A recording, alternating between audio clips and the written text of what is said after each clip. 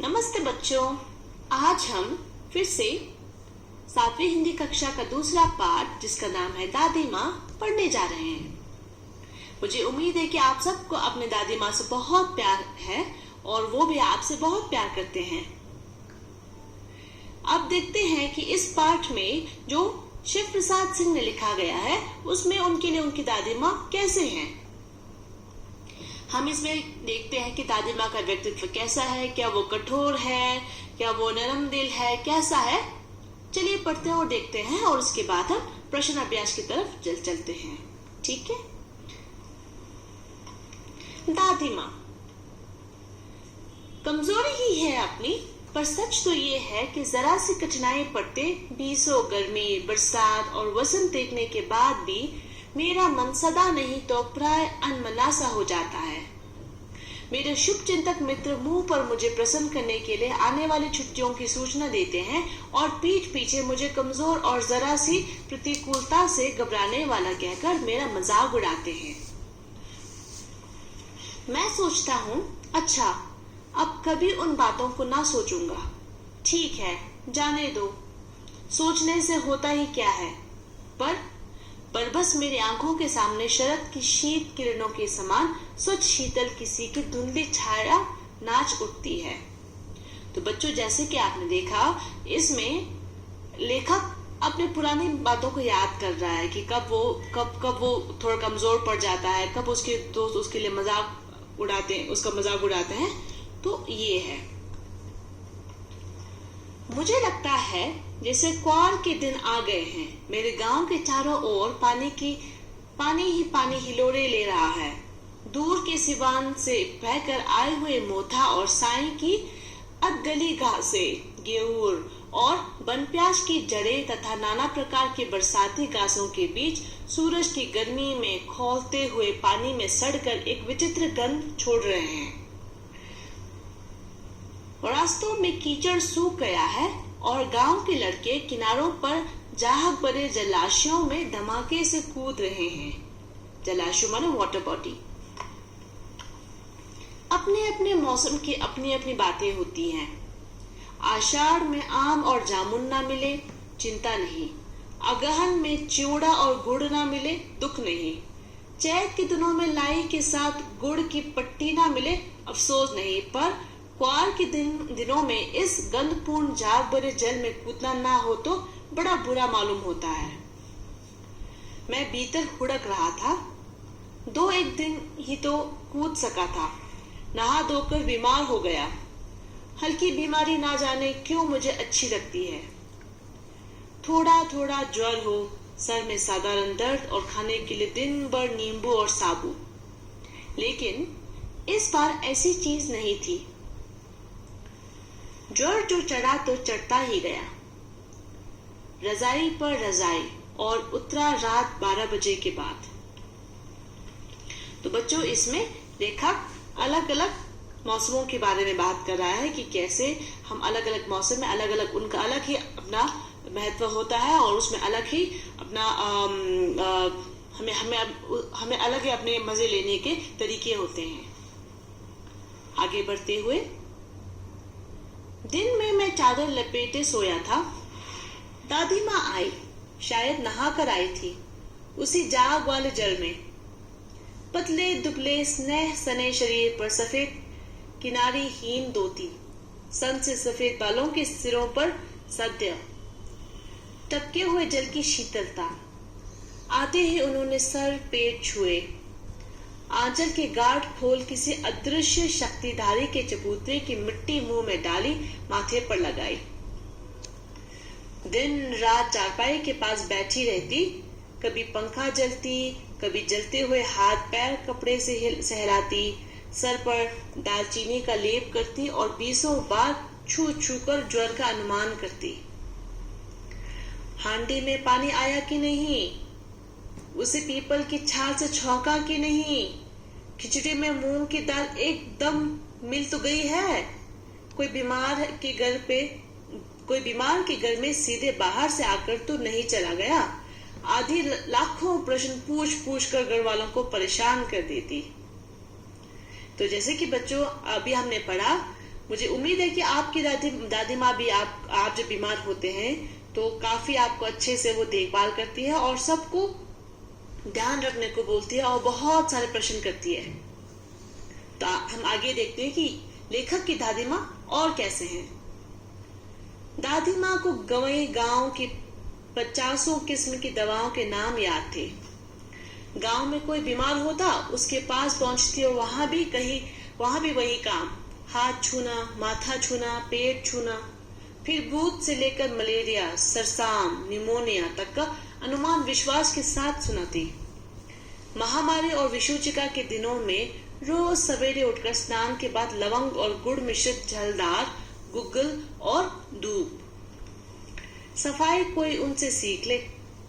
दवाई में देर होती, मिश्री या शहद खत्म हो जाता, चादर गिलाफ नहीं बदले जाते तो वे जैसे पागल हो जाती। बुखार तो मुझे अब भी आता है, नौकर पानी दे जाता है, मेस महाराज अपने मन से पकाकर खिचड़ी या साबू, डॉक्टर साहब आकर नाड़ी देख जाते हैं और कुनैन मिक्सचर की शीशी की तिताई के डर से बुखार भाग भी जाता है। पर ना जाने क्यों ऐसे बुखार को बुलाने का जी नहीं होता। तो बच्चों, इसमें लेखक बोलता है कि कैसे जब वो बीमार पड़ती है तो उसकी दादी माँ सिर्फ दादी ही नहीं बल्कि एक औषधि औरत है जिनको सारे औषधों के बारे में पता है, दवाइयों के बारे में पता है। मुझे उम्मीद है कि आप सबको भी पता होगा घर में कितने छोटे छोटे नुस्खे होते हैं जो हम सब लगाते हैं। जैसे सर दर्द हो गया तो बोलते हैं गर्म पानी पी लो, अपने आप को गर्म रख लो, उबला हुआ पानी पीना है। तो ऐसे नुस्खे हैं, मगर लेखक की दादी माँ काफी अच्छी है क्योंकि उनको सारे आयुर्वेदिक दवाओं के बारे में पता होता है और वो बीमारियों के बारे में भी पता लगा देते हैं। आगे बढ़ते हुए हम देखते हैं यहाँ पर दादी माँ किसी को बता रही है कि क्या करना है, और जैसे लेखक ने यहाँ पे लिखा हुआ है वैसे ही दादी माँ हम जैसे देख रहे हैं कि उनका बाल सफेद है और वो सफेद साड़ी पहने हैं। चलिए पढ़ते हैं। और किशन भैया की शादी ठीक हुई। दादी माँ के उत्साह और आनंद का क्या कहना। दिन भर गायब रहती, सारा घर जैसे उन्होंने सर पर उठा लिया हो। पड़ोसिनें आती, बहुत बुलाने पर दादी माँ आती। बहन बुरा ना मानना, कार परोजन का घर ठहरा, एक काम अपने हाथ से ना करो तो होने वाला नहीं। जानने को यूं सभी जानते थे कि दादी माँ कुछ करती नहीं, पर किसी काम में उनकी अनुपस्थिति वस्तुतः विलंब का कारण बन जाती। विलंब माने डिले। उन्हीं दिनों की बात है। एक दिन दोपहर को मैं घर लौटा। बाहरी निकसार में दादी माँ किसी पर बिगड़ रही थी। देखा पास के कोने में दुबकी रामी की चाची खड़ी है। सोना होगा तन्नो, रुपए मैं सूद के आज दे दे। तेरे आंख में तो शर्म है ही नहीं। मांगने के समय कैसी आई थी, पैरों पर नाक रगड़ती फिरी। किसी ने एक पाई ना दी। अब लगी है आजकल करने फसल में दूंगी। अब क्या तेरी खातिर दूसरी फसल कटेगी?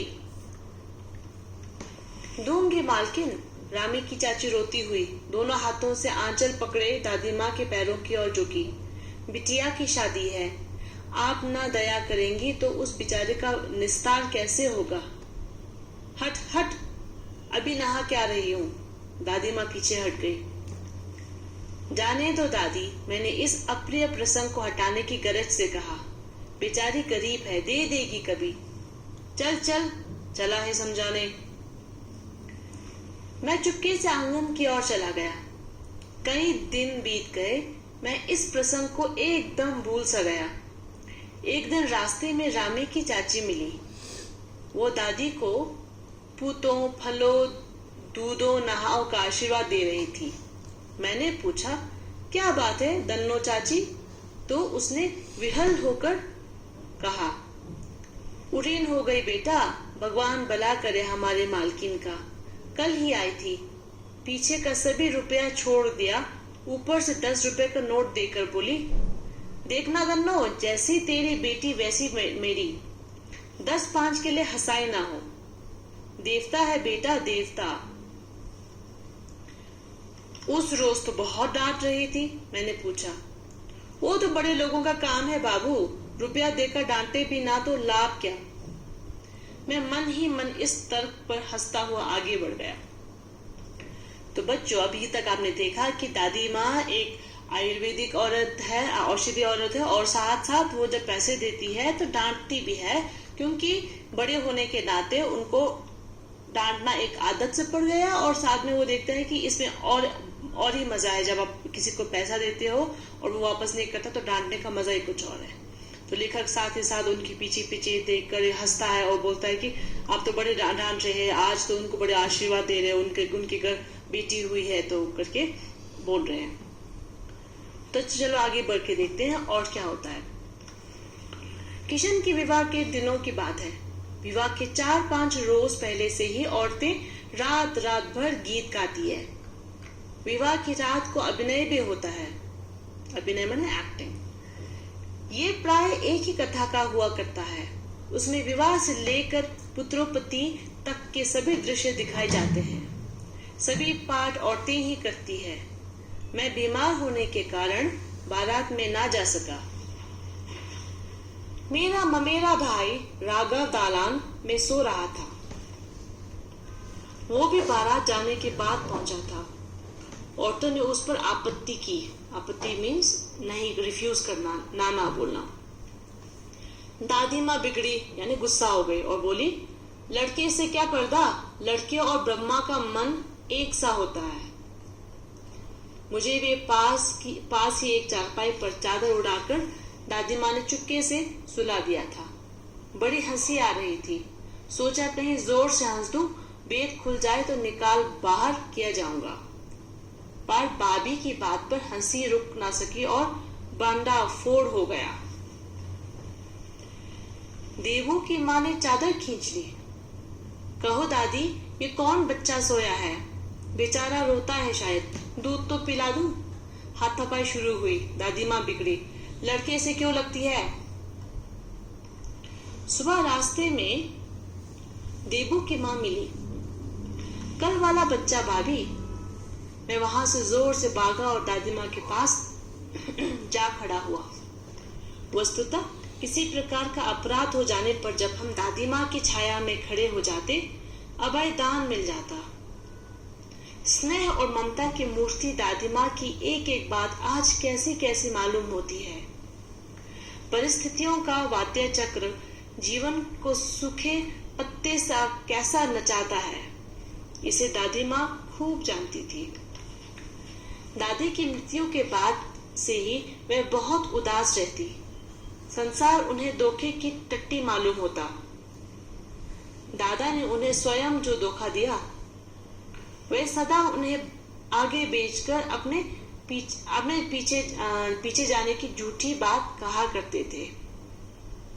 दादा की मृत्यु के बाद कुकुर मुत्ते की तरह बढ़ने वाले, मुंह में राम बगल में छुरे वाले दोस्तों की शुभ चिंता ने स्थिति और भी डावाडोल कर दी। दादा के श्राद्ध में दादी माँ के मना करने पर भी पिताजी ने जो अतुल संपत्ति व्यय को, वो घर की तो थी नहीं। दादी माँ अक्सर उदास रहा करती। माघ के दिन थे, कड़ाके का जाड़ा पड़ रहा था। पछुआ का सन्नाटा और पाले की शीत हड्डियों में घुसी पड़ती।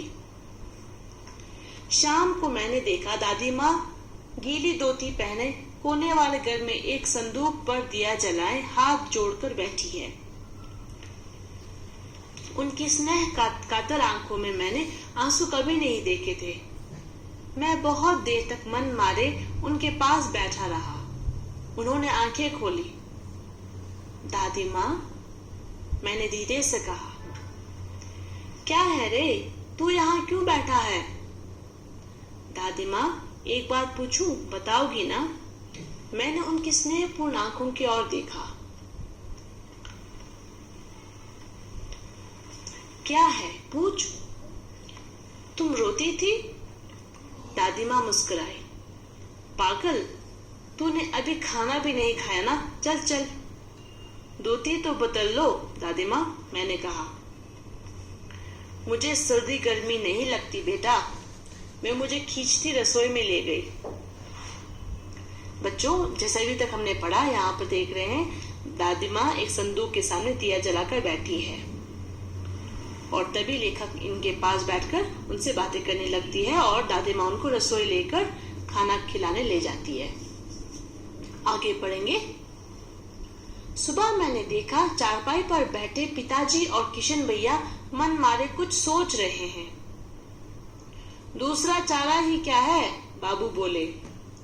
रुपया कोई देता नहीं, कितने के दो, अभी पिछले भी बाकी है।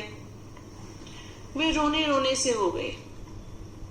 रोता क्यों है रे, दादी माँ ने उनका माथा सहलाते हुए कहा।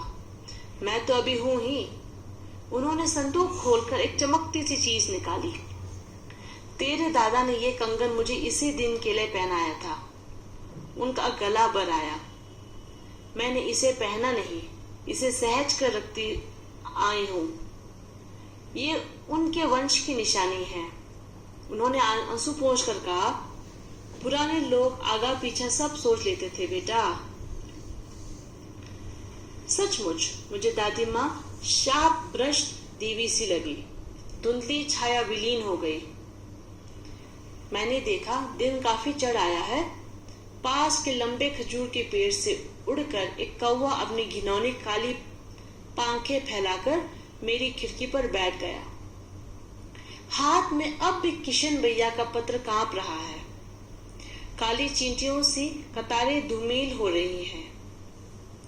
आंखों पर विश्वास नहीं होता।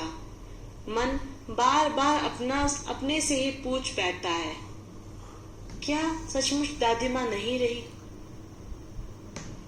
तो बच्चों, आपको अंत में ये पता लगता है कि लेखक को एक पत्र आया है किशन भैया से, जिसमें बोलते हैं कि दादी माँ गुजर गए हैं। तो इसलिए वो अपनी दादी माँ को याद करते हुए इस पाठ में उनकी हर स्मृतियों को फिर से जागरूक करता है। चलिए बच्चों, ये था पाठ। अब हम करते हैं प्रश्न अभ्यास। नमस्ते बच्चों, हमने अभी पाठ पढ़ा है।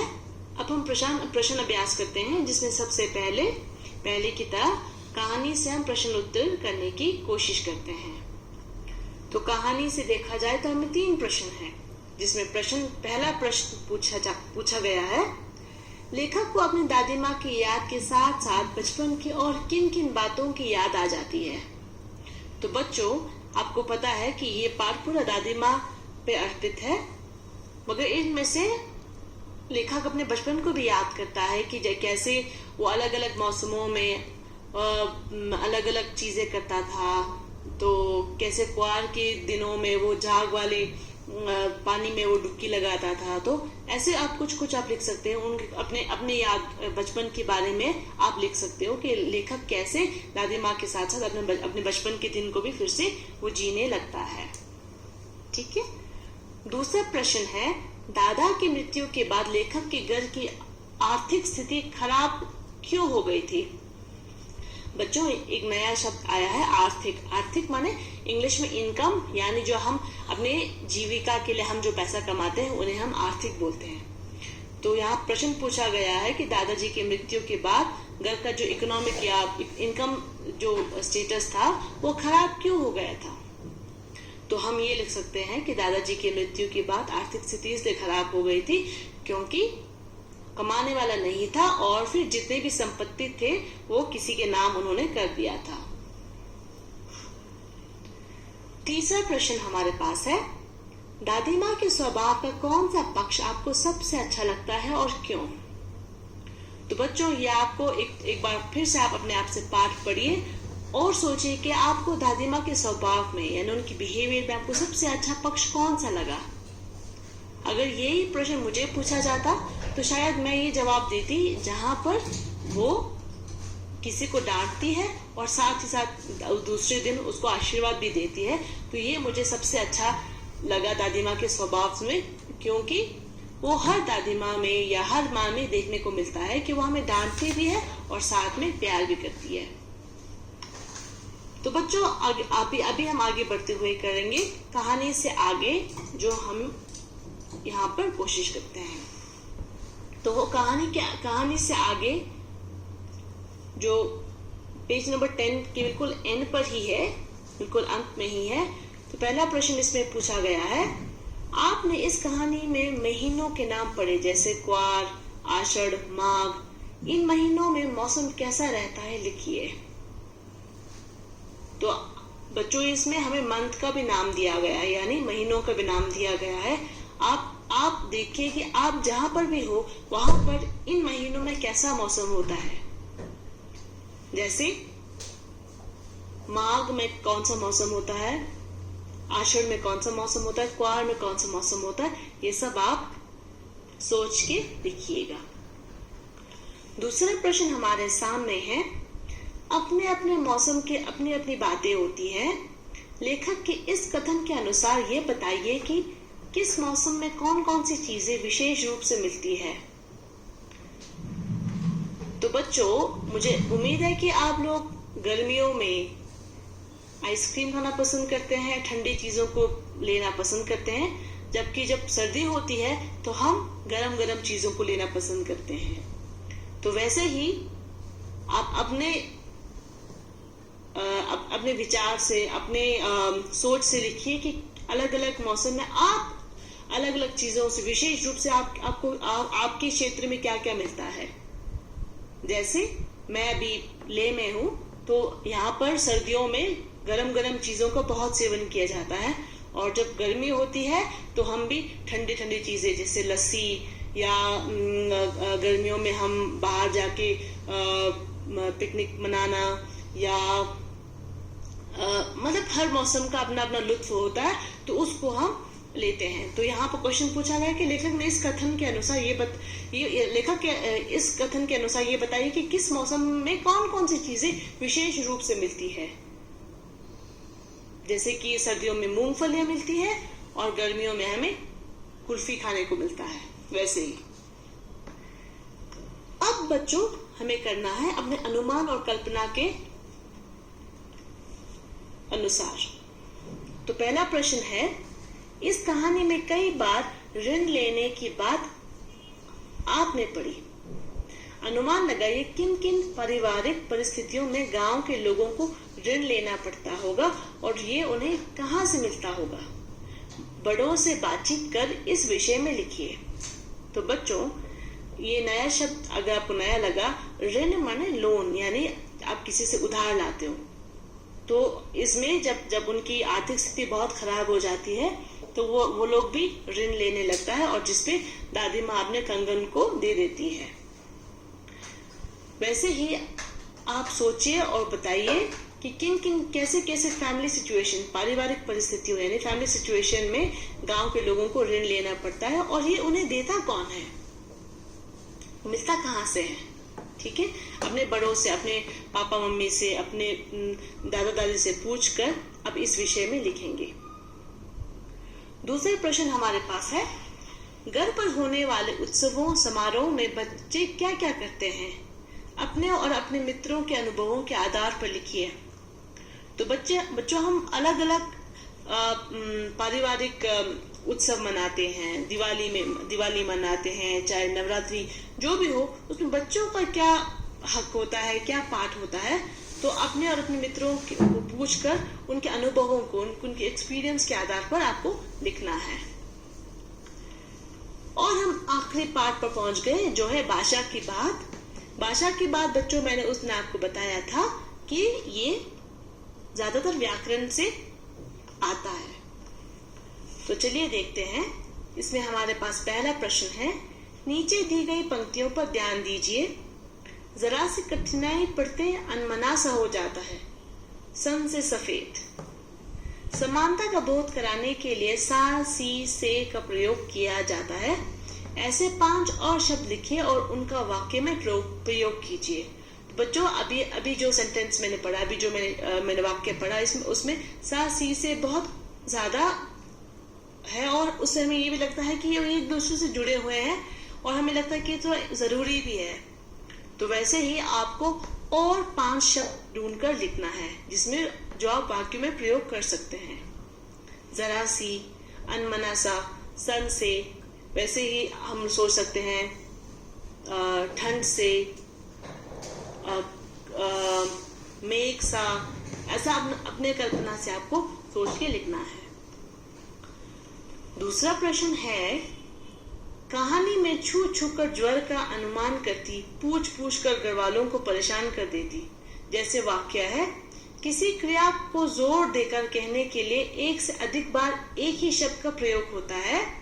जैसे वहां जा जाकर थक गया, उन्हें ढूंढ ढूंढ कर देख लिया। इस प्रकार के 5 वाक्य बनाइए। जब हम किसी चीज को महत्व देना चाहते हैं बच्चों, तो उसको हम बार बार बोलते हैं। जैसे मुझे उम्मीद है कि आपकी मम्मी आपको बोलती है कि मैंने कई बार बार बार बोला है इस बच्चे को ऐसा करने के लिए। तुम पढ़ पढ़ कर लिखो, तभी तुम्हें आसानी पड़ेगी। तो वैसे ही बच्चों आपको और 5 वाक्य बनाना है ऐसे ढूंढ ढूंढ कर, ताकि जिसमें रेपिटेशन, इंग्लिश में रेपिटेशन बोलते हैं या रिपीट करते हैं वर्ड्स को, शब्दों को रिपीट करके लिखते हैं। तो ऐसे ही आपको और 5 वाक्य बनाना है। तीसरा प्रश्न हमारे पास है, बोलचाल में प्रयोग होने वाले शब्द और वाक्यांश दादी माँ कहानी में है। इन शब्दों और वाक्यांशों से पता चलता है कि ये कहानी किसी विशेष क्षेत्र से संबंधित है, यानी किसी विशेष क्षेत्र मतलब किसी रीजन से संबंधित है। ऐसे शब्दों और वाक्यांशों में क्षेत्रीय बोलचाल की खूबियां होती है। उदाहरण के लिए निकसार, ब्रह्मा, उरीन, चिवड़ा, छौंका इत्यादि शब्दों को देखा जा सकता है। इन शब्दों का उच्चारण अन्य क्षेत्रीय बोलियों में अलग ढंग से होता है। जैसे चिवड़ा को चिड़वा, चुड़त्र, पोहा और इसी तरह छौंका को छौंक, तड़का भी कहा जाता है। निकसार, उरीन और ब्रह्मा शब्द क्रमश निकास, उरीन और ब्रह्मा शब्द का क्षेत्रीय रूप है। इस प्रकार के 10 शब्दों को बोलचाल में उपयोग होने वाले भाषा या बोली से एकत्र कीजिए और कक्षा में लिख कर दिखाइए। तो बच्चों आप जिस क्षेत्र से भी है तो आपको देखना है कि आपकी बोली में या आपकी बोली और दूसरे क्षेत्र की बोली में क्या क्या अलग है, क्या उसको हम हिंदी में लिखते हैं तो कैसे लिखते हैं। ऐसे आपको अलग अलग जगह से लाकर एक जगह लाकर लिखकर आपको कक्षा में दिखाना है। ठीक है बच्चों, मुझे उम्मीद है कि आपको ये दादी माँ पाठ और उसके प्रश्न अभ्यास आपको अच्छा लगा होगा।